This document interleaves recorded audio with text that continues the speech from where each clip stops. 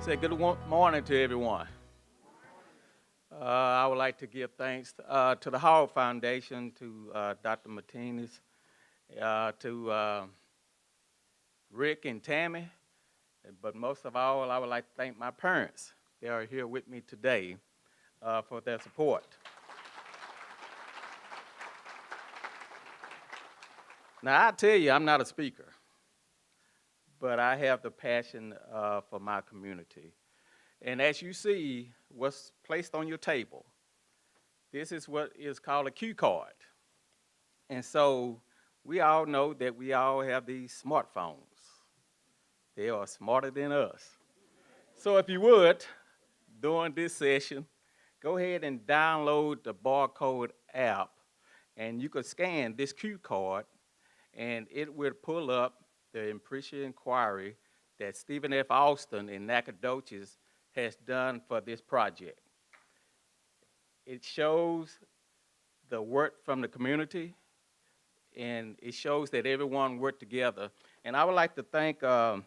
Oliphant, Dr. Avant, who is not here today, Ms. Lanola Wyatt, and Dr. John Cooper for helping with this. This is a team effort.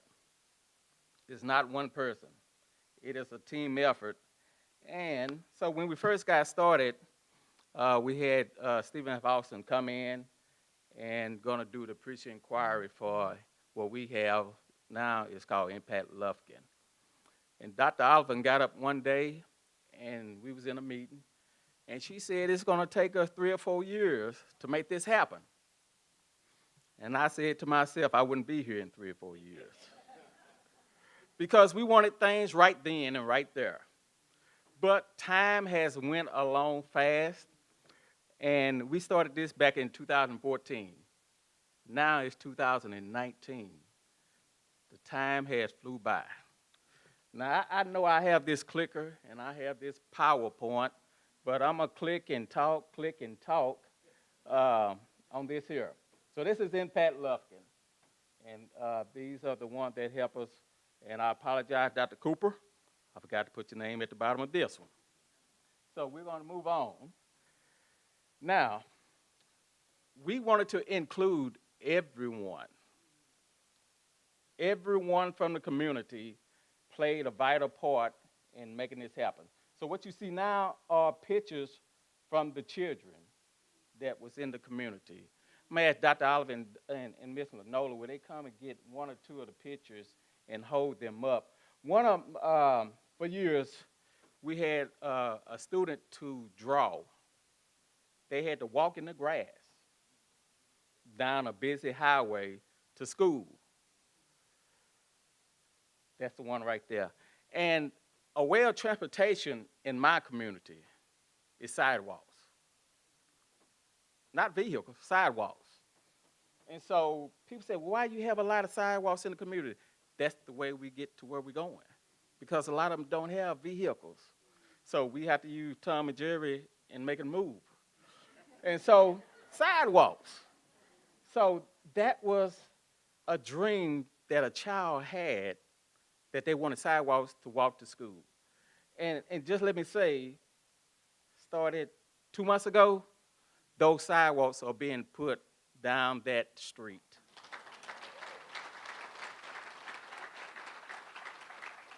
And that was from a child, not an adult. That was from a child. And so as you take a break, we have these pictures you can look at and go around and look at those pictures. And also, we had conversation cafes, and we had different other things that we had going. But the main thing that made this work, we have to have leadership. But leadership is not just one person. One person cannot make this happen. Now, you might have one person that be the face of it, but it takes everyone to make this happen. Next, you have to have trust. Now, this was a big issue. And when I said, I refer to my community, because that's my community.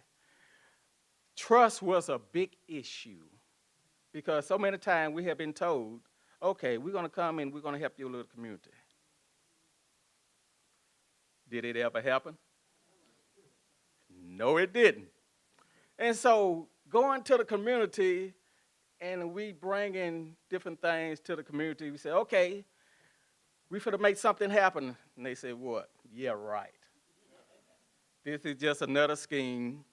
It's not gonna last, and we'll just sit back and watch and let it fall off. It took us close to a year and a half to get the trust of the community. And it had to be someone that they knew, someone that they trust, someone that they could believe in. And so I just happened to be that person. But at some point, things was going, and so I didn't kind of trust some of the people that was in it, and we'll get to that a little bit later. So you have to have a vision. You just can't get up and say, okay, we're going to make this happen. Okay, they're going to say, what we're going to make happen? You have to make it plain. What we're going to look for from now into the future. And Dr. Oliver and Ms. Lanola, they always came and told us to dream big. We never dreamed. We dreamed inside of a box, not outside the box.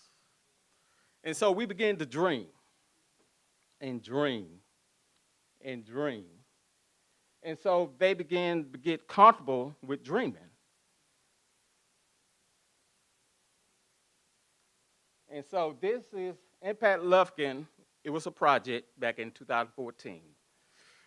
And in 2017, we become a nonprofit organization. And that is our mission statement. And so we specifically target 2 wards, Ward 1 and Ward 2. I'm the councilman over Ward 1. That's what you see in the blue. And then we have another council person that's in the green. That's Ward 1. And so these 2 areas are the most poverty piece of area that's in the city of Lufkin. Now, this was the prominent place in Lufkin, but everyone moved out and moved south. So what we are considered as North Lufkin, and in North Lufkin, at one point, had a statement on it. You didn't want to go to North Lufkin. Crime, prostitution, everything happening in North Lufkin. But by me being on the city councilman, me and the police chief, we real good. And so I asked the chief, do we have more crime in North Lufkin? Do we have in South Lufkin, East Lufkin, West Lufkin? And guess what the answer was? No. You have it more in South Lufkin, but it's not publicized. So we had to rebrand North Lufkin. And so we brought in SFA, and I'm telling you, SFA is a jewel. They are a jewel. And when Dr. Moore was up here talking, those 4 points that you gave, that's how this is working. Every last one of those points that you gave is what make this work for us. And so we had the Temple Foundation, they was our funder, and then we had the others that was part of the project. And then we had listening to the voices of the community.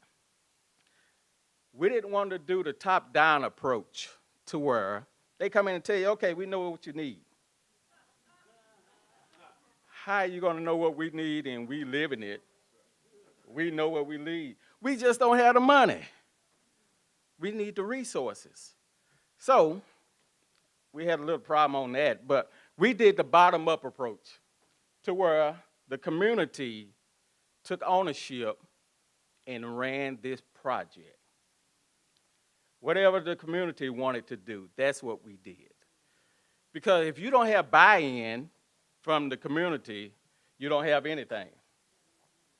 You don't have anything because you have to include everyone in making this work. I don't care if you have a little child to come up and say, okay, well, we need some more swings in the park.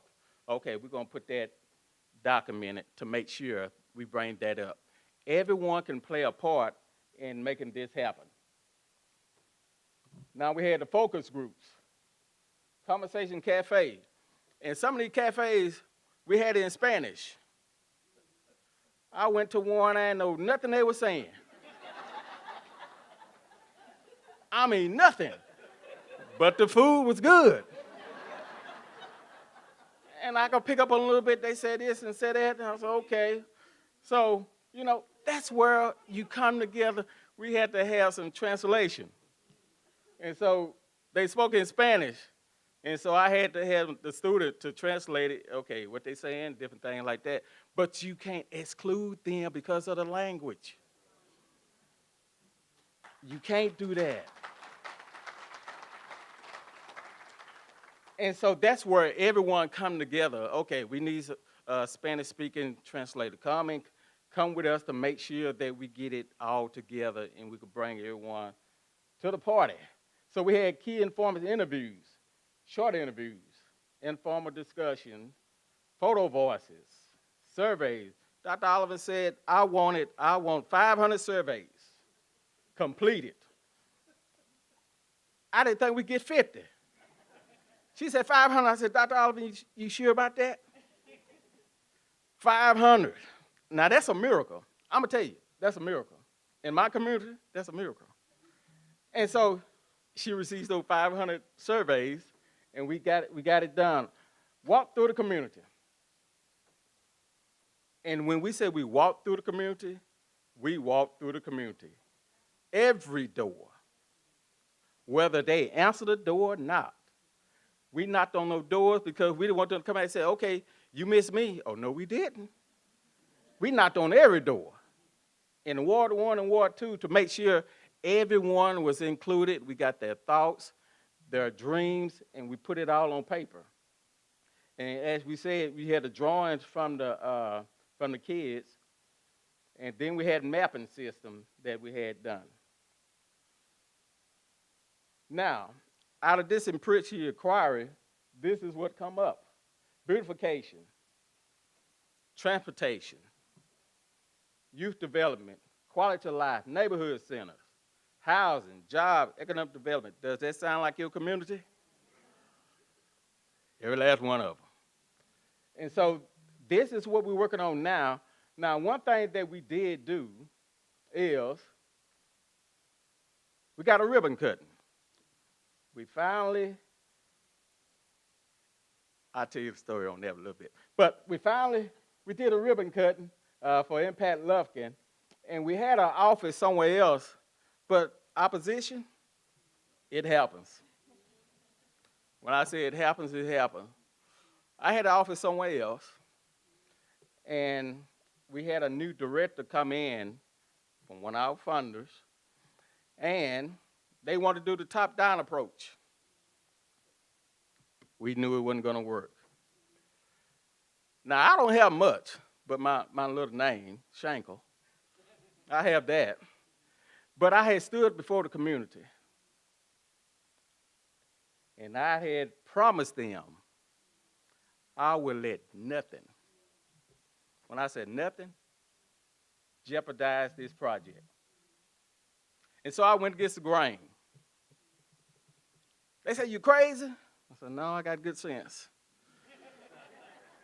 But if you don't do it for the community, who are you going to do it for? And so I went against the grain. I got kicked out of my office. I had 2 days to get out. So I got out overnight. Yeah. And, you know, my dad is a pastor, my mom first lady. And so we got to have much prayer. And so they prayed. Over the weekend, you see this building right here? We've been there a year and a half.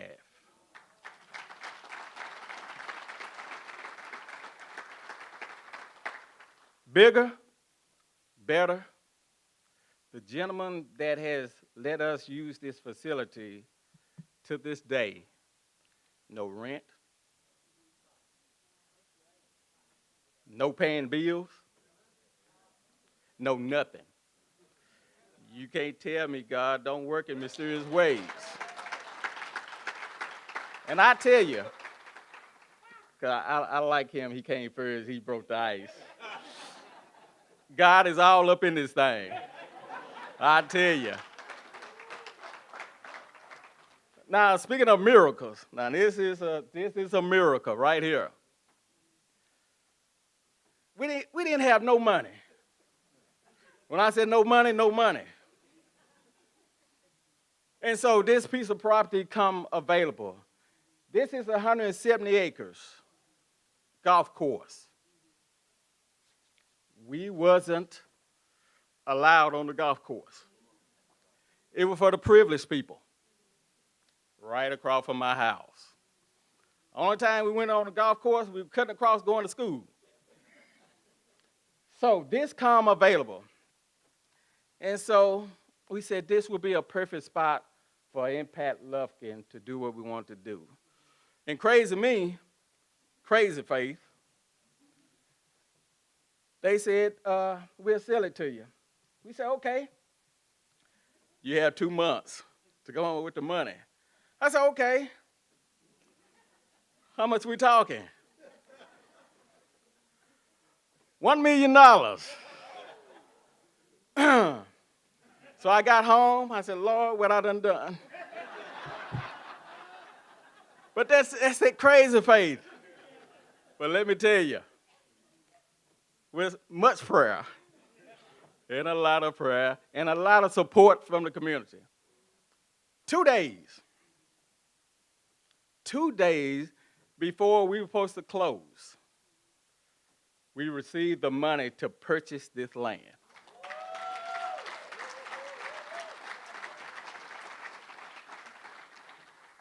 Believe me, we had plenty of doubters out there, and we still do.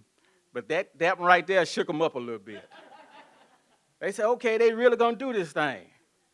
And so that was on the front page of Lufkin Daily News. Now this is the back piece of it.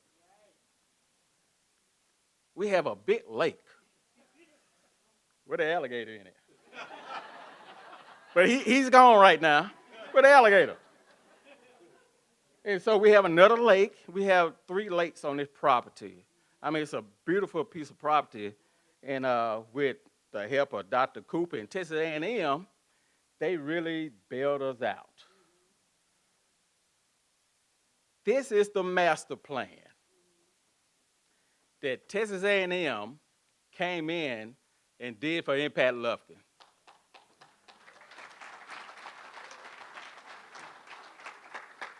Dr. Cooper, who's sitting right over, raise your hand, Dr. Cooper.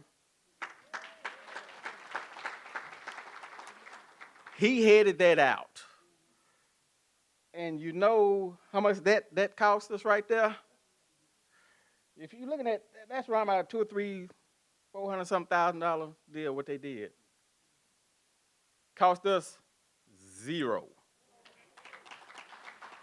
Zero, because Dr. Cooper and Texas A&M believe in the vision that we have. Now, that's the entire property that's in green. So we're going to have a neighborhood center. The backdrop is going to be the lake. Now, one issue that we had was bringing the Hispanic community in. And so to engage the Hispanic community, we're going to put 2 soccer fields.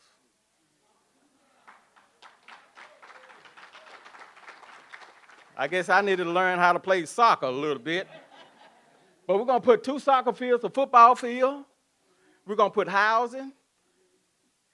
We're going to put, yes, ma'am, housing. The community center, now, no, they always talk about, okay, what about safety? It's just a perception. But we're going to cover that too. We're going to put in a police substation right there on the ground. And it's very important that everyone feels safe. And we always hear this immigration thing. So we're going to have immigration lawyers within the neighborhood centers to fast track immigration.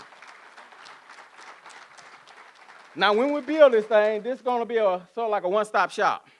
We're going to build a community within a community. And so one thing that, like I mentioned earlier, we had transportation was an issue. So we got with Brazos Transit down at Bryan College Station, and we changed 2 routes that improved the transportation not only for North Lufkin, but the city of Lufkin. And so what's so neat about this, the route that this property is on, they have agreed to make this property a stop, transportation stop, to where you could get on anywhere at the city, but it'll bring you directly to Impact Lufkin. And so they will have a way to get there and back. Now, this is our dream. This is our dream right here. This is the neighborhood community center.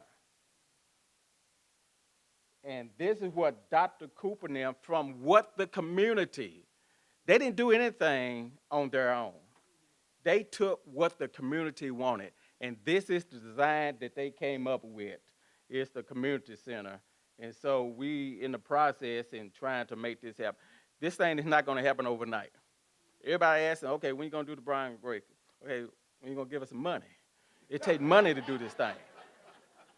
Infrastructure. They just want things to just pop up. It's not going to pop up. And so it's a long process to make this happen.